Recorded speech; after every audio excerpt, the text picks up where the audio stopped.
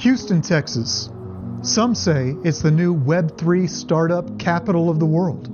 Others say, what the heck is Web3? Others say, where is Houston, Texas? Houston, Texas is a place in Texas with the best baseball team in the United States. Go Stros, Altuve for president. I don't want to talk about the Rangers. In this special episode of the Celebrate Houston Business Podcast, we're going to speak with Giorgio Villani, the founder and CEO of Spindletop Digital, a Web3 consultancy based right here in Houston, Texas. We're going to dig into some very scary topics for this special October episode, including the ownership of data, the ownership of your privacy, the ownership of your DNA, the ownership of your destiny. So let's get into this awesome episode. If you like what we're doing here, please consider giving us a like and a subscribe and all that. We try to celebrate Houston businesses and give voice to entrepreneurs that are operating and making a difference right here in Houston, Texas. Without further ado, let's get into the podcast, and thank you for joining.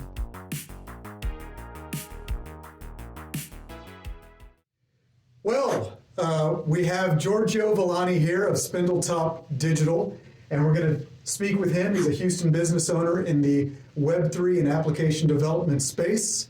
And you've done a lot of projects, and you've been the coordinator of a pretty substantial Web3 and blockchain and crypto group here in Houston. So I'm very happy to have you on the podcast. Thank you for coming, Giorgio. Thank you. I appreciate it. Yeah. Okay, so I guess in 3 minutes or so, because we don't have a whole lot of time for this one, Who are you? What's your background? What do you do? What's your story? Yeah, my name is Giorgio Villani, and you gotta speak loud. Speak loud for all these mics. my name is Giorgio Villani, and I'm a Houston native. I've been here for the vast majority of my life.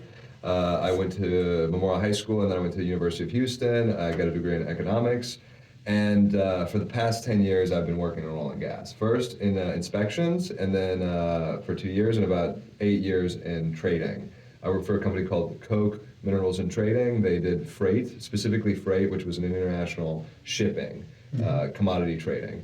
And I did, various things. I was, focused primarily on the analysis of the markets, along with building systems to manage data. And about a year and a half ago, because I've been following Web3 and crypto for quite some time, I decided to quit my job and focus on it exclusively, helping businesses in Houston, in oil and gas, medical, all those people incorporate Web3 into their applications, into their offering, because I believe that Web3 is more focused on individuals, empowering individuals. It's the next kind of movement of the internet, where individual data is owned by people instead of corporations, for example. There will be people who are super stoked to go down the rabbit hole about crypto. There will be people who really do not want to hear anything about it because it's so overwhelming of a topic that they don't want to discuss. So I think I want to hear about your services, but before you get into that, maybe for the average person, explain what is crypto blockchain in regards to what you work on. Okay. Well, generally people get confused about the term Web3. They're like, what is that? I mean, people, I think, have heard of blockchain, they have heard of crypto. Those terms have generally been used as catch-alls for, just the space in general, which essentially is just Web3, right? Web3 was a term that was invented by a man by the name of Gavin Wood. He was one of the original developers of Ethereum, and he was like, we're missing a term that encompasses all this, because even within the Web3 space, there's blockchains, and then there's other ones called DAGs, different technologies. Let's back up, because I'm thinking of my dad, and I'm thinking of my friend who doesn't know anything about crypto, and even the term Web3, right? There must have been a Web 1 and a Web 2. Exactly. Right? Explain, what is Web 1? What is Web 2? What is Web 3? Well, so that's kind of begs the question, right? With Web 3, it's like, well, what's 1 and 2? Well, 1 and 2, depending on how old you are, is something that we're very familiar with. When I started messing around with the internet, we had dial-up. We also had this thing called AIM and AOL. Right, and a lot of people were dealing with, the internet. Isn't it weird? Sorry to interrupt, but isn't it bizarre to think that there are so many folks nowadays that don't even know they did not grow up in the 90s. Like, dang. Yeah, Anyways. the thing that we're familiar with because we grew up with it, which was the dial-up. Some people don't even recognize that that sound. Yeah. And so we had to do that every time you got on the internet. You heard this beep. Yeah, exactly. So that is kind of a representation of Web 1, right? Web 1 is just being able to look at information. Information on the internet. You weren't trusting anybody, right? So you didn't have to rely, and people weren't doing commerce online on Web 1, right? Yeah, there was not really much interaction. Like it was essentially like looking at a newspaper. Exactly, it was like a newspaper, and people would use it for chat, chat purposes. You chat people because it was a new technology. People were like, oh, I can communicate with somebody on another side of the world instantaneously. This is incredible. So yeah, there were times where, like my dad, I remember, I don't even know where he got it from. He had this weird computer, and he was saying, "Oh, there's these guys that are fishermen," and I'm asking about like, "Oh, should I use this lure?" You'd have to wait for like 2 days. Yeah. So that was and that was the promise of the internet, right? Is that we all of a sudden we saw all these capabilities, and people's minds were running, and but we didn't trust the other side. So that's where Web 2 emerged, is when you had companies that were basically that you would trust, that would manage the information. So you'd be able to do e-commerce. You'd be able to put in your credit card information. But in the beginning of Web 2, people didn't even trust that. You're like, oh man, I have to put my credit card. This is not good. And it was for good reason, because some of these Web 2 companies that you trusted, Facebook, for example, was one of these companies that did not encrypt data that you were sending. So that was a vulnerability. And we, as consumers, tried to find the businesses that we felt like had a big enough reputation that wouldn't be screwed over, right? And that's where trust came into play. So Web 1 is kind of like, Web 2 is the Facebooks, and where like a lot of people are interacting with each other. It's a dynamic process, very. Am I getting that right? Yeah, it's where trust is coming in. So the first one was trustless. You didn't necessarily. Web 1 was you didn't trust anybody. You had to, but trust. Web 2 is trusted. So you were trusting these counterparties to be able to do. And now they're storing a lot of your. They're storing a lot of data, and you have to trust them to manage it correctly. One hack that happened recently was with 23andMe. 23andMe stores your genetic information, right? And they got hacked. So now all your genetic information is available to hackers on the internet. Why? Because you trusted them to manage your own data. You know what? That's terrifying. You know what happened to me like a few weeks ago? My brother is a pilot, so I sometimes get these flight credits, free flight credits, right? Yeah. My parents start taking advantage of these because they can get free flights all the time. My brother's biological parents. And my mother used something at the airport to like speed up the process of getting through security. I think it's called Clear. Clear, right? So she they do biometrics, they check your eyes, stuff I didn't know what I was getting into. She bought it for me. Like, I've got so many things on my mind. I just say, okay, fine, thank you for that. That's great. I show up at the airport. I see Clear. I'm like, okay, I got this credit. They scanned my retinas before I can really. I should have stopped it, right? But I was just caught off guard, man. They scanned my retinas. Now they have my retinal data and my fingerprints. Yep. If they get hacked, what is going to happen to that data?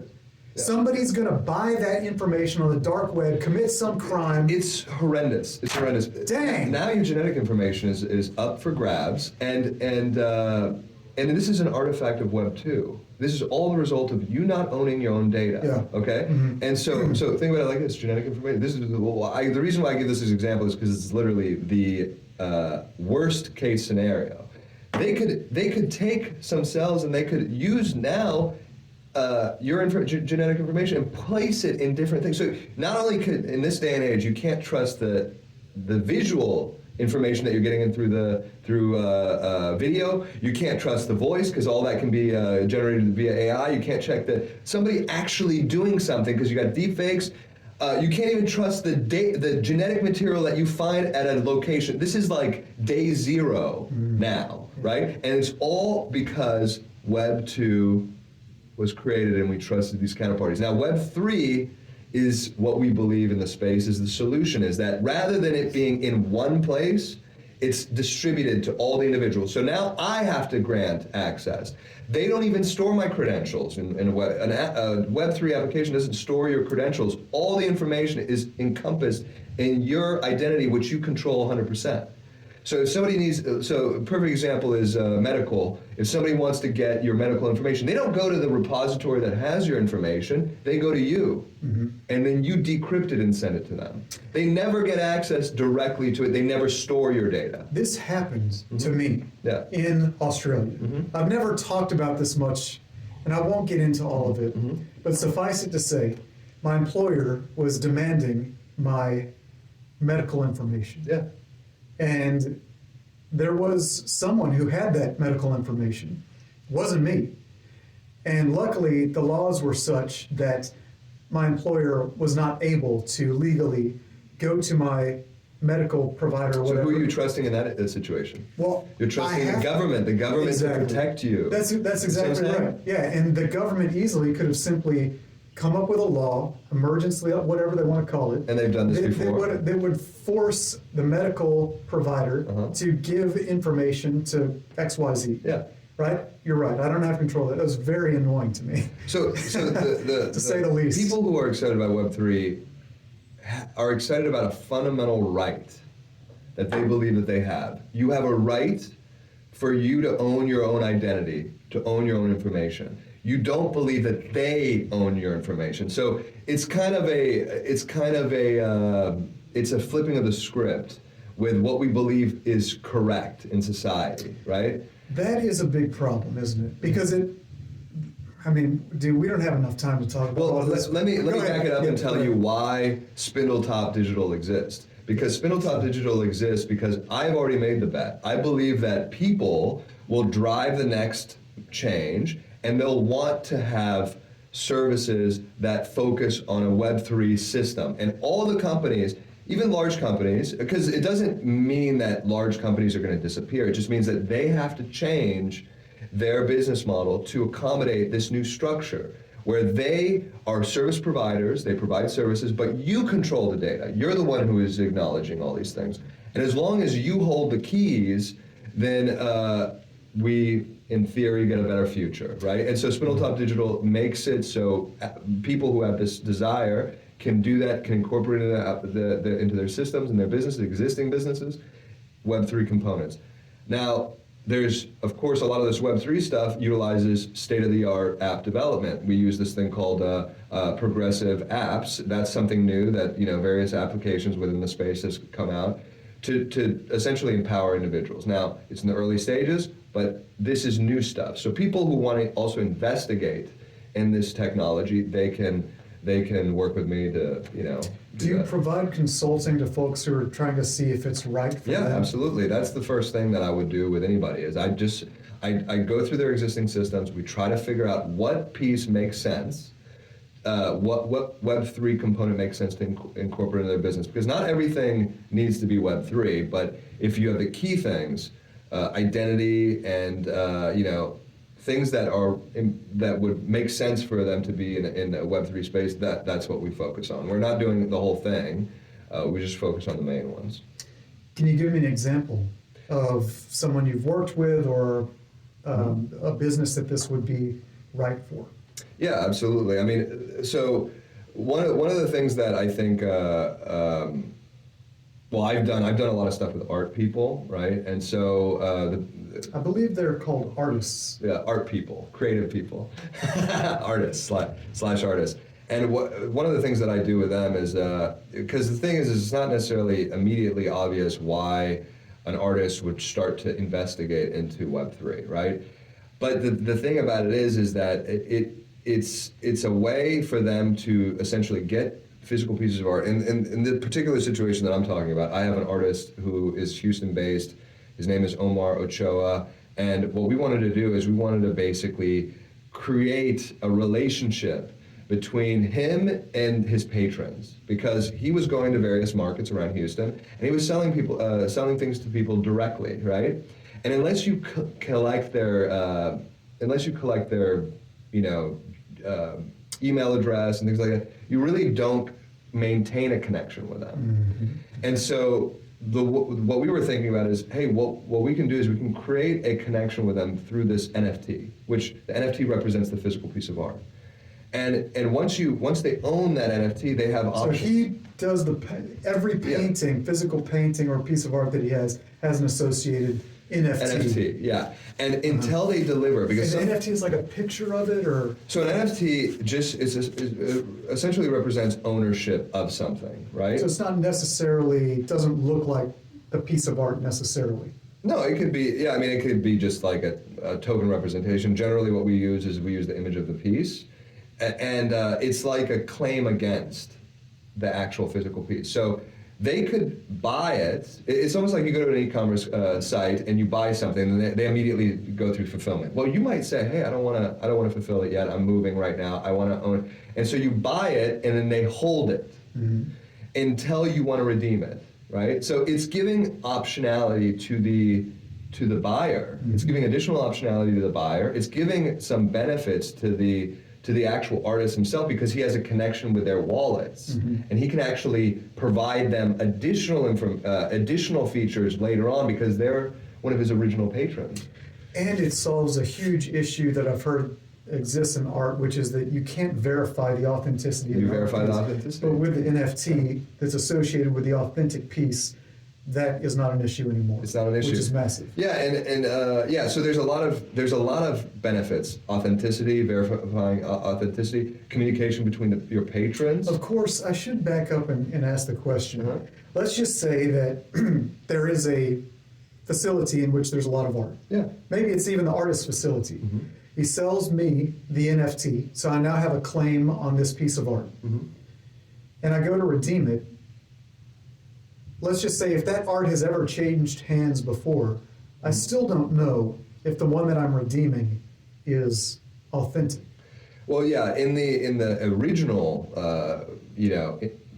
essentially minting of this NFT, you know that it's being vouched by the artist himself, right? And so he's did the art, and so he creates the NFT. Now, you can verify whether or not there's additional copies. Any copy that does not have an associated NFT is not authentic. But how would I know? I mean, let's just say one of these guys here, Let's March, is the authentic one, and I'm issued an NFT, and I then go to redeem this, but someone has made a copy of that one. How do I know if I'm redeeming the original one or the copy?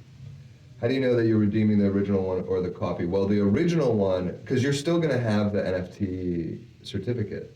Yeah, I have that. If they were to sell the another version of it, that wouldn't be associated with the NFT collection. So, because they can't get that from you, you have to sell it to them. So it's almost like when you have like a Rolex watch or whatever, they give you the certificate and then they give you the watch, right? Those two things can be separated, but then they reduce the value of one, right? Like he could get another one and then say, okay, this is the authentic one, but it reduces the value and it's provable, like, because when somebody checks the authenticity of it, they can prove that. I just feel like there would have to be something on the physical piece that was super unique and could not be forged. It tied but I guess the other nice thing about there is a solution where you have this embedded chip. Yeah. So you can do that as well, right? And so the other nice thing about that with the NFT is that the NFT is creating a record of transactions as well. Exactly. That's quite interesting. And maybe the only way that you can transfer it is you have to scan the physical piece on custody transfer. So there's all these things that don't even exist right now, but this is a Web3 solution, right? And so with the focus of empowering each people, each entity within the thing. So, that's why the consulting and first discussing of where Web3 can actually be relevant to you comes into play, right? And of course, once you have these things, then when you get one of the other key benefits of Web3, which is interoperability. So you can take the NFT and you can use it for other financial transactions. You can say, oh, well, I want to put this NFT that's worth whatever as collateral for this loan. So it becomes more fungible. It becomes more interoperable with other financial systems. That's how Web3 works, is that you have all these entities that that essentially work with each other without actually knowing each other, right? Because I can take this NFT and I can say, oh, well, I'll put this down, and they say, okay, well, I'll give you a certain amount of credit. There's actually Web3 projects that I met. I went to Marfa, which was an industry event. Right. They so you can actually provide loans yeah, against assets sure. that you have. They have to vouch the authenticity, which is part of the, part of the process. I think there's going to be repo guys that are going to repo NFT. They just So how does specialize- repo work? And this was a question that a friend of mine posed on, I don't know, LinkedIn. He was like, how does repo work? Right? Because when you put something down as a loan and then you want to get the NFT, which is tied to the physical art, how do you repossess it? Mm-hmm. Well, that happens within the lending contracts, the lending smart contracts, because you have to put that NFT and put that into a lending smart contract. You are essentially putting it into an escrow account when you're doing that. Mm-hmm. So you don't control it anymore. Mm-hmm. And so if you violate the terms of the agreement, it gets repossessed by the people that Mm-hmm. you receive the NFT. So, and what do? We don't need somebody to go and repossess it because they just have the NFT. So it's done autonomously using the smart contracts. Mm-hmm. But someone has to repossess the physical component as well. So that's another, so then if you've disconnected your NFT from the physical event, because in the beginning, you don't have possession of it, it's possessed by the owners, and the owner, or the artist, and the artist is only gonna give it to the person who has the NFT. That's all you need to be able to collect it. And so possession is actually easier. Yeah, right. So a lot of the value of something is actually stored in the NFT the same way as no one can repossess your house can be, I don't know if the term is repossessed, but basically the bank repossesses it. That's it. Yeah, but the physical Rico Man. assets. Yeah, you ever seen that movie? That's It's one a of my good movie. favorites. It's It's a good amazing. movie. Emilio Estevez. Yeah. God, we really are from the 90s. Yeah, the physical item doesn't move in the case of a house. A car, someone's going to pull it off. But the claim on the house, that part, which is the most important, is repossessed. Exactly. Yeah. So the certificate of So authenticity. real estate is a perfect example of where this could operate very well, right? Because those custody transfers and those things, those could all be done within smart contracts. So, and because NFTs embedded in the data that you have an NFT, because NFTs are they're just a token that references another piece of data, right? The JSON file It's set. the name, non-fungible token. Exactly. So it's referencing one thing that is completely unique. Now that thing that it could be referencing could be a contract, like an actual contract that says, if you buy this, this is a contract you're signing, and by basically purchasing it, you've signed that this is you've agreed to these terms. And so you could actually do literally do a purchase of a house through buying an NFT. And the reason Is that that we can't do that at the moment is simply because we don't have the legislation to uphold those types of transactions. Right. Those things are covered by contract law. So I can use an HAR form within the JSON itself, right? You have to explain what JSON file is. So a JSON is it's essentially a standard for formatting data in a file. And it has a curly braces, and then it has different values and keys and values, and so it's just embedding metadata into a file. And so the file itself could reference a contract, which is in real estate you have these promulgated forms, and they could fill out the form and have a fully executed contract within the JSON itself, right? Mm-hmm. And so you can do that when you do this process. So everything that you need to be able to do a real estate transaction is there, because at the end of the day, these are all just contracts, right? And the contracts with somebody who's the signer. So this is not necessarily like the tech is here already to do all of these things. And you don't necessarily need you would take that JSON file and say, oh, this person signed it and they conveyed their house to me. And so everything you need for let's say a real estate transaction, but you just don't have the tools currently to make it easy. And so that's where Spindletop Digital comes into play. We make those tools to figure those things out for you. And let's just say someone takes you up on this offer to transact in that way and has the tools in place. Is it going to be upheld in court, these transactions? Well, I mean, if you have a contract that's signed by another person, I mean, why would they throw that out? I don't know. They throw, this is a digital version. Contract law to, yeah. I don't know. No, I mean, if you have a fully executed contract, it doesn't matter if you, because I can print out a contract, an HAR contract, and sign it. That's one way of doing it. I can also have a digital signature using DocuSign. That's another one. The third one now is a Web3 solution. You sign it using your digital wallet. I guess I could imagine a scenario, not knowing enough about like how this works out in the legal system. Someone does this, they're not happy, they have buyer's remorse or whatever. They take the person to court, or for whatever reason it ends up in court one way or another, and the judge says, you did this through crypto. I don't know. No, this is void. I mean, I guess somebody could just say, "Oh, I don't like crypto." This is. I mean, that could have happened with DocuSign, electronic. Well, you got to look at so. Well, right? I'm not a lawyer, okay, so I don't really know, but I would assume that they would have case law where they bring up an example of somebody like. So, for example, DocuSign is another. It basically gets elevated to higher. Yeah. court. So DocuSign is. I don't think it was necessarily immediately obvious that DocuSign was a legitimate signature, right? Yeah. And so somebody might have brought that up and said, "Oh well, I didn't know.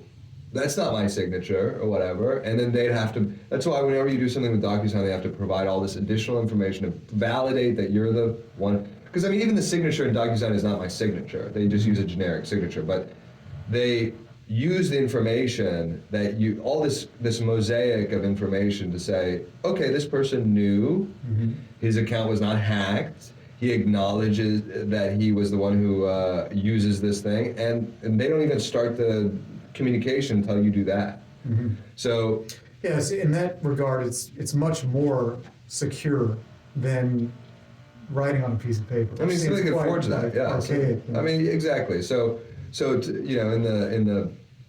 in the age of technology, we should be utilizing technology to solve problems. The issue is that, I mean, and of course the biometric stuff that we were talking about earlier, those things can be compromised now. Like, because I should be able to just scan my pupil and say, okay, this is me, I'm validating this, and nobody should be able to forge my biometrics. Now people potentially can forge your biometrics. Sure, forge mine. They've got mine. It's somewhere. Yeah. So, I mean, people at the TSA, apparently, I'm sure they're great custodians of my retinal scan. I mean, fingerprints. It's the story of Web 2 is the story of continuous hacks. You have, 23andMe, which was one. Facebook got hacked. You had Facebook was literally sending unencrypted data over the internet at cafes. So if you were sitting because they weren't using HTTPS, so if you were sitting in a cafe and you logged into Facebook with your username and password, a hacker could just pick that information right out of the ether, right? And so you trusted them, and it's just a continuous. It's continuous. That camera went out. What time? Sorry to interrupt. What time you got? 12:19. Okay, so we got 10 minutes left. All right, so I think finish what you're saying. Oh yeah, so it's just my bet is that people are eventually going to get tired with that. I think it's absolutely inevitable. It might be fought tooth and nail by the government. It might be slowed down. This is my opinion. Yeah. It might be slowed down by various calamities. Well, when you think about it, okay, so when you think about it like this, I mean, if you're cynical and you're like, hey, the government wants to do it, there's some validity there as well. But you also can think about it in terms of de-risking. When a company doesn't have to maintain your data, they reduce their overall liability because they are not having to manage your data. So in theory, their risk goes down and their let's say their insurance policies are less expensive. So Web 2 companies can look at this, especially if they prioritize customers. They can think about this as, hey, if I enter into the realm of Web 3, it's literally going to cost me less from a risk perspective. Insurance companies are going to charge me less because I'm not having to maintain this data. It was the same thing that happened with cloud computing. People were moving, a lot of companies were running on-prem servers, and they realized that they were having to maintain, and that's not their specialty. So they said, oh, let's go to cloud. Maybe it'll be, I think it'll be cheaper because there's economies of scale. And there will be custodians, because I might not want to manage everything myself, be responsible for everything myself. There will be companies that are built, and they have their reputations built on excellent custodial data. Well, there are custodians in Web3 as well. There's everything's custodial in Web 2. In Web 3, there are custodians with there's Fireblocks, MetaMask, corporate. They manage the keys for you. Yeah. Right, and because but the company is no longer. But the company that's providing the service is no longer involved in that. You have a specialty company that manages keys. So the risk is pushed somewhere else. It's pushed. The same exact thing happened with cloud, right? Is that you put the exposure on the people who are better equipped to do it. Yeah, sure. Right, and to be able to manage my own password. I'm fairly confident. I mean, I know that I could be individually hacked, but there's also an element of a honeypot. When you have all the data in one spot, it becomes a honeypot. And so I'd rather spend my time hacking that than hacking an individual, because A, you might not know how much money they have. That's why anonymity is an important element of security within Web3, because you don't want everybody to know what your bank account is, because then you become a honeypot. Mm-hmm. People will target you. And so it's important to keep those things disconnected to a certain extent from your presence, right? And so that's another thing that's an important component of Web3. Interesting. Boy, okay, I'm gonna have to have you back on, because I feel like there's a lot more that we can talk about. Yeah. I almost feel like we need to start another podcast just to talk about, because this really is more about allowing Houston businesses to express what they do and their mission. Yeah. So with that, with the last couple minutes, what kind of clients do you like to work with? What are your preferred services to provide? And maybe like just as an entrepreneur here in Houston, what are your dreams? Well, I want, my dream, let me start off with that, is that Houston becomes a center for Web3 software development. I feel like Houston kind of did not have the opportunity to do that. I think Austin has really been able to push forward with software and development and tech. Houston has, to a certain extent, missed the boat on just general purpose software. They're focused on space and oil and gas and medical. But I believe that we should skip that old Web 2. We don't need to develop that, in my opinion. Mm-hmm. We need to focus on the next wave, which is Web 3. Mm-hmm. That's what we need to focus on. And all the Web 2 companies, all the service providers that are in Houston, they should be leading the pack to integrate Web 3 into their offerings, because they're the ones that really have the biggest exposure. Like, we have one of the largest medical complexes in the world. One of the largest ports in the world. One of the largest ports. So and Web 3 can affect positively every single one of those systems. So we should be leaders in Web 3. We should skip Web 2. Web 2's a dinosaur, and we should focus on building things that are Web 3 oriented. And I think it's more in our blood, in Texans, and this is more of a Texas thing. I believe that the rugged individual, the self-sovereign, person. It is more wild. I say that not in a pejorative way. Like, you feel a greater sense of freedom to move here. Yeah. And practically, it's easier to start a business here. Yeah. Yeah, so It's more expensive to incorporate for some reason, but there's lots of opportunities for all the major industries. That's one of the reasons Things why are cheap. I called my company Spindletop Digital. I mean, there's some familial aspect to that as well. A different story, but the rugged individual, somebody going out there and putting a well down in the Wildcatters, yeah. And so there's something inherent in, I think, in the Texas mentality to be able to do that. We have a yearning to explore the unexplored. And that's why I challenge Houston to focus on Web3, because that is something that the well hasn't come in completely yet.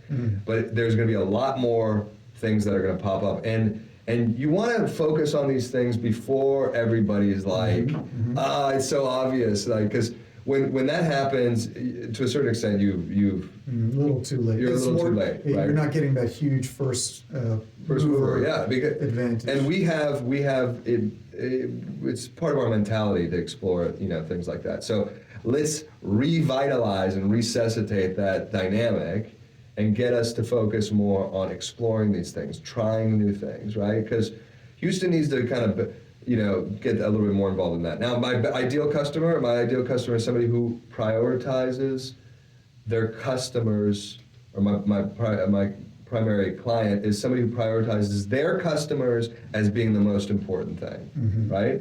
That they want to empower their customers, they want to provide a service for their customers, but they also want to basically benefit and not put their customers in undue risk or exposure. They want to be able to provide a benefit to them. So those are the ones. People who are forward thinking, like my Omar Ochoa, who's a local artist, he is forward thinking.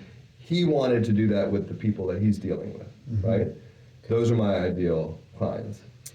How can they get in touch with you? How can folks reach you? So there's a bunch of different ways. You can go to spindletop.digital, the website. That's one way. There's some contact information there. You can also follow me on HTX Web3 on Instagram, where I post various events that we're doing. I'll probably post clips of this interview. That's on Instagram. It's on Instagram, HTX Web3. And you can also go to themeetups.com and look up Houston Web3 NFT and AI Meetup, which I host along with Margaret. We have a very active group. Very active. We do things. We do a lot of things that are not just educational as well. We do events that are fun. People come out and they can see art. We're going to do music events. We're very active on that space. Plus, on top of that, we get speakers to come in. Like, we had one guy who was a security expert. He came in and kind of explained how in Web3 scenarios, how to secure your funds, how to secure your identity and make sure that you're not a target. So, and then of course we're doing hack nights where we get together with a bunch of different developers, idea people. We did a hack night and you were an amazing participant because you came over there and you immediately, entrepreneurs are important. You don't need to just be a developer to show up to these things. Entrepreneurs are the catalyst, right? And this is the thing that we're forgetting about, is entrepreneurs are the ones who are coming up with these ideas and they're pushing forward. And then there's some of the devs that show up there will listen to that and say, oh, I'm interested in this idea, let's work on this, right? So you need it's an ecosystem. So we're trying to build an ecosystem of people who are excited about this space, and we want to do everything we can to support them. Fantastic. All right, man, let's wrap it up. Thank you so much. You're an incredible guest. Again, if anybody wants to reach out to Giorgio, you have his ways to contact him. And yeah, I guess we'll leave it there. We'll have to do another podcast. But thanks again, Giorgio. Thank you for having me. Thank you. And until next time, be the best. Cool. Cool, man. Dude, thank you very much. Hey, no problem, man. That's awesome. It's a good one.